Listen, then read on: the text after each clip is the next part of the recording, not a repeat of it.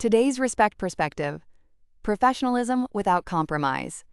We're often told that professionalism requires distance, that growth requires trade-offs, and that decency is a luxury reserved for slower times. But corporate professionalism and industry growth do not require us to abandon human integrity. They never have. Business should never come at the expense of decency, and when it does, the cost shows up later, often quietly and always painfully. Most cultural breakdowns don't happen through malice. They happen through acceptance. Over time, organizations begin to tolerate the idea that professionalism means emotional distance, that growth requires compromise, and that results justify harm. These beliefs aren't written down, but they're practiced, and while they may feel efficient in the moment, they aren't worth the cost. When decency becomes optional, the fallout begins.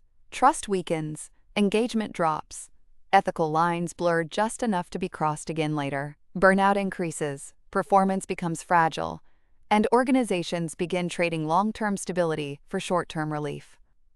The tragedy is that this often looks like progress, right up until it doesn't. Many leaders are taught, explicitly or implicitly, that they must choose empathy or accountability, humanity or performance, culture or results.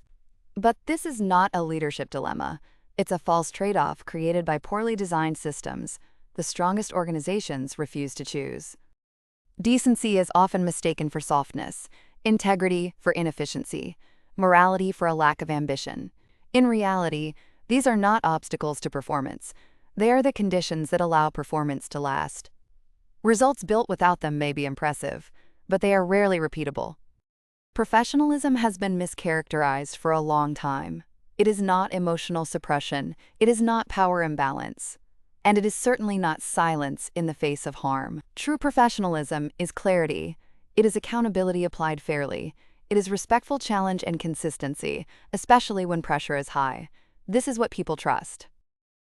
Growth fails when people become expendable, when values turn into slogans, and when harm is justified as necessary. At that point, success may still be achieved, but at a cost few are willing to acknowledge. Growth that diminishes people ultimately leaves no one to share the success with. Sustainable growth looks different. Decisions consider human impact.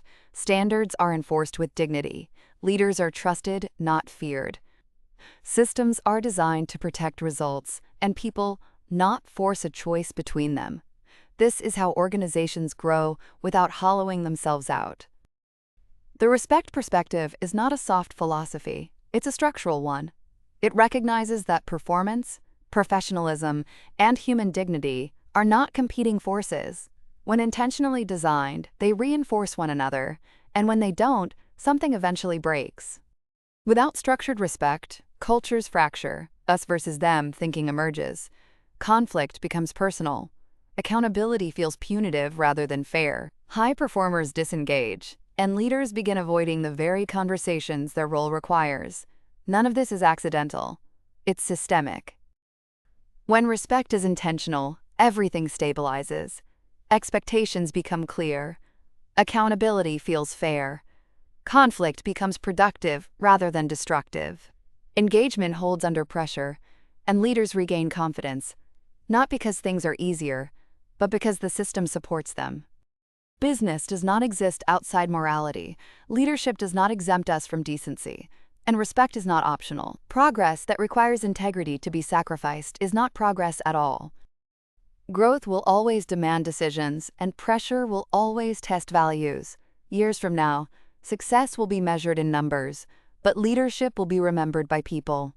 When the results are tallied, the most important question won't be what was achieved, but whether you're still proud of the sacrifices made to achieve it.